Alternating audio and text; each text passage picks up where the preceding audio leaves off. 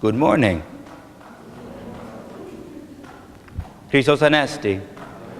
Christ is risen. Did we hear the story that's in the gospel this morning?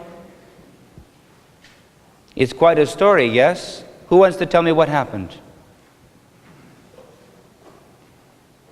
I'll tell you the story. I won't put you on the spot. So, Jesus was in Jerusalem, and there was a pool, like a swimming pool, but circular. Have you seen a circular hot tub, maybe? So think of that. Probably a little bit larger, maybe, but about that shape. And it was a public pool. So everybody was gathered around it, because this was a miracle pool.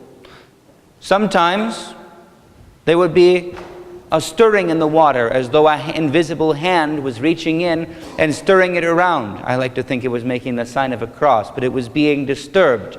And as the water was disturbed, whoever could get down into the water first would be healed of whatever was wrong with them. So if they had a cough, the cough would go away. If they had a broken leg, the leg would be healed. If they had a wound, maybe, even that wound would be healed. It was a miraculous pool.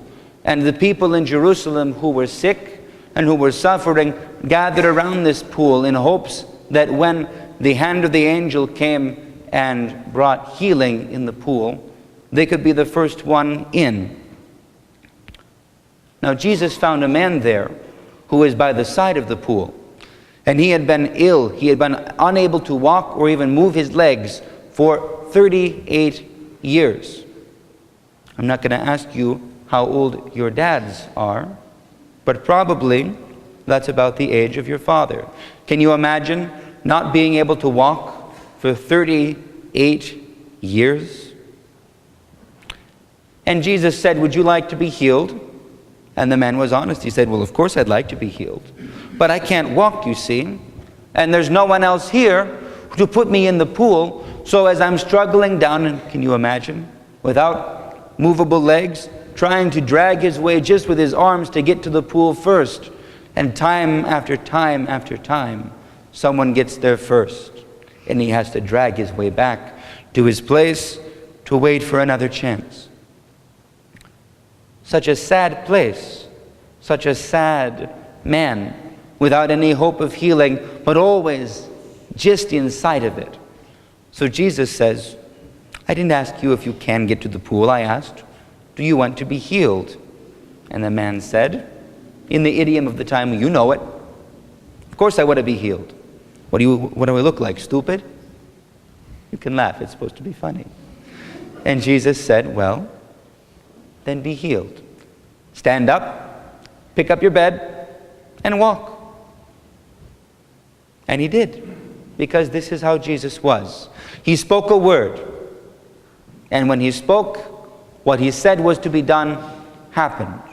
Because Jesus is God, the same God who created the world, who said, "Let there be light," and there was light, who said, "Let there be animals on the surface of the earth," and the animals came into being, who said, "Let us make man in our own image and likeness."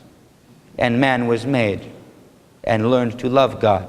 So, it is because of the love of God that he came into this world, and that he even went and found this poor man who had been waiting for a miracle for almost 40 years and healed him instantly.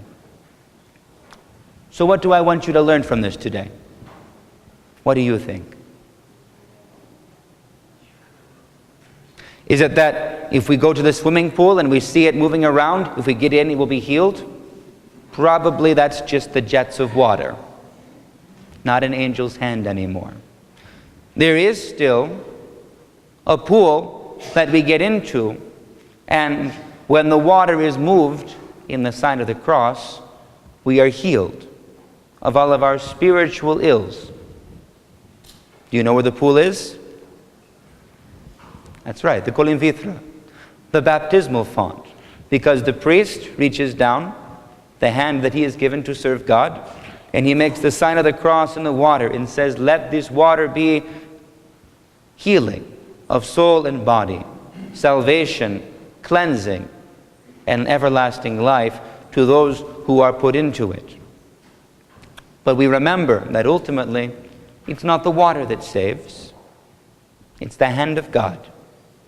And as this paralytic learned, from the hand of God come blessings and life and joy and even health. So, when you go out of here, as you run, as you rejoice in your health, thank God for the gift that He's given to you, for the fullness of life that comes to all of us from the Lord who has created us and given us life and salvation. All right? And let's stand and continue the Divine Liturgy together.